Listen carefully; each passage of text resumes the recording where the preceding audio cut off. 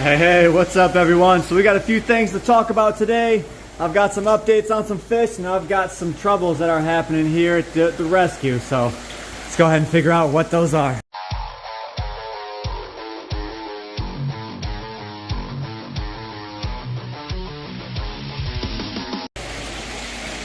Alright, so let's start off with some good news. We had our parrotfish go ahead and drop some eggs previously, and I was waiting to see if they were fertile. You can look down there and you can see little black dots starting to form on all the eggs that are not white. Some of them are infertile and they turn white. So these are viable eggs, and we're going to see if we can go ahead and get them to hatch. But those are these right here. This is a mated pair of true parrot cichlids right there. I'm going to go ahead and take this redtail out and put them into the 500-gallon cube with the rest of them.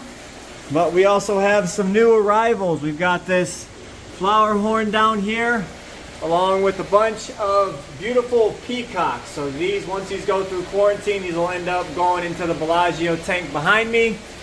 These Frontosa are about done with quarantine. I'm going to take them in with the rest of the colony, and that'll do it as far as quarantine. Oh, no, there's actually some over here. I'm going to go ahead and move this biter into the 1,000-gallon and the Arowana into the pond. But while we're talking about the 1,000-gallon, let's go see what we're doing over here. So as you can see, I've got the ladder out. I've got the lids off. I was in here for the past 20-30 minutes trying to catch someone out of here because the datnoid was being a butthead. It was either I catch the datnoid or I catch a certain someone. So whoever I caught first came out of here. But that certain someone I ended up putting over here into the stingray tank, and that is the other Armatus. It is, you know, unfortunate. I just started to get him to eat, and now he's being picked on. You can see he's got some wounds on the side of his body there.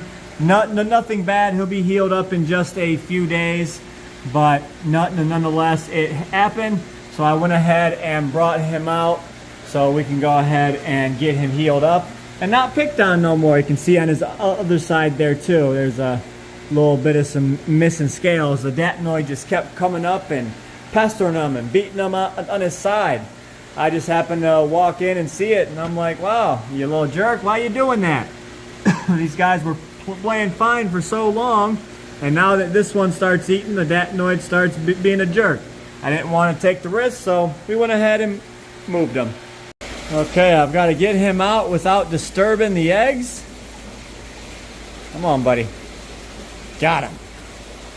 That was a little bit easier than I anticipated.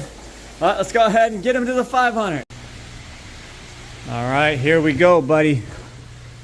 Enjoy some of your old friends and some new friends. You can see I've got another red tear in there right there, actually 2. This now makes 3. So hopefully they'll do well. I don't really have an issue with them. I think they'll all do great. These first 2 have been fine, but everyone is getting along in here, but you never know with the addition of some new fish.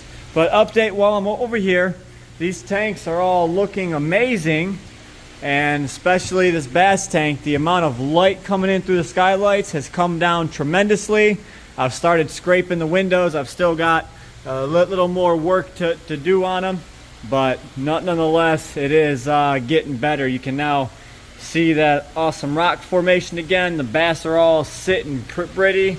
There goes the Tem, Panama, Mono, Kelberry. There's Azul under there as well. But everyone is doing great. Oh, there he is. The black dragon cactus pleco back there. It's kind of hard to see, blends in with the black background. But nonetheless, everything is doing well on these tanks. I couldn't have asked for a more simplistic, better remedy than we got. All right, first up, let's grab this biter. Come on, buddy. Oh. Iridescence jumping. Arowanas getting angry. Let's make this quick. There we go. Look at him, a beautiful Endlecheri bicher. He's about 12 inches long. He's not quite as big as some of the ones we have in here, but he's definitely a good beefy size. So definitely a nice addition. He's definitely got some long front fins there. He's super whitewashed right now. He should darken up a bit and get a bit more of his coloration back. So nonetheless, he is in his new home. All right, next up are these Frontosa over here. We're gonna go ahead and catch them out, put them in with the rest of the colony. All right, you can see, you can't even tell which ones I added in. It's kind of hard to tell. They kind of just blend in, but I can tell they're a little more of the whitewashed ones. That one there is new. Those two are new. And then one of these small guys, can't really tell which one those are, but you can see all these small ones are them small ones we added in that are now growing up. Some of them are starting to pack on some size. You can see they're hiding all in these caves. There's one back there, small ones. They love hiding it in these caves all the way down. And there's a buttload in this plant right in the center of it. It's kind of hard to see right now, but there are, I'd probably say about 10 in there. But these guys are, you know, doing well. We haven't seen any breeding from them yet. That was kind of like a pipeline dream, but we didn't expect them to. But if they did, cool. If not, who cares? My dad enjoys the fish, so that's all that matters. There are some Zaire Frontosa in here and a couple of the Burundis. And there's another black dragon cactus pleco right there. You can kind of see his outline of his fins, but he only comes out really at nighttime to go ahead and feed. And you guys remember last video, we got that set up. Still nothing happening with it. It'll be quite some time as we got Aquashella coming up this weekend. So we've got stuff to do with that. We've got fish to pick up. We got a show to tend to. So we're gonna worry about making that show awesome, and then we'll get back to the rescue. Okay, fish are now moved. All the Frontosa, the redtail out of here. We now don't have to worry about these eggs. These parents can just, you know, worry about fanning the eggs, whatever they need to do. We'll go ahead and see if they can hatch. I actually changed my mind about this Arowana. I'm going to go ahead and rehome him.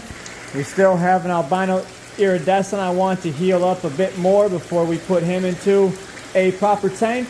And then we just have some fish left to rehome. We've got 2 redtail cats in here. I believe there is a red terror in here as well. He might be hiding. And there is a pike in here. We also have some crayfish or red lobsters, a big pleco down there. Have some more of these crayfish over here as well. They can all go and find new homes. I will be putting the peacocks into the Bellagio. Like I said, I'm no longer putting any sort of imbunas or anything in here. So as the imbunas happen to, you know, grow old and die off, I'm hoping I can just put peacocks in here and make this an established colony of peacocks. But you also have stuff like this going on. The imbunas love to breed. So I don't know if that's ever going to happen. You can see there's like 4 different generations. Big, a little bit smaller, even tiny there. There's a little bit bigger one there. There is all different sorts of ages of cichlids in here. And the imbunas are just breeding like crazy. So that is at least our goal. We will see if we can make that happen or not. But nonetheless, it'll still be an awesome cichlid tank. All right, so you know, it was just like yesterday. We put that Armatus into the 1,000 gallon, and you know, just didn't work out. We had to take him back out, but I think he'll do fine in this tank here. We feed this tank enough, he'll be able to be a little bit more calm, not in as much as a community tank. So this guy here, I'd say he's about 14 inch. Let me go get a good look at him.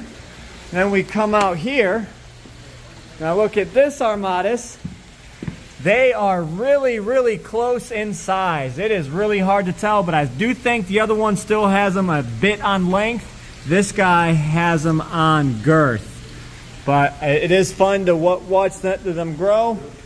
You know, we might be able to try them, just them two, back into a tank together. We'll see as, you know, the future proceeds. But I think that does it for today's video. Appreciate you guys for stopping in to watch today's video, and we will catch you in the next one. As always, stay fishy, my friends.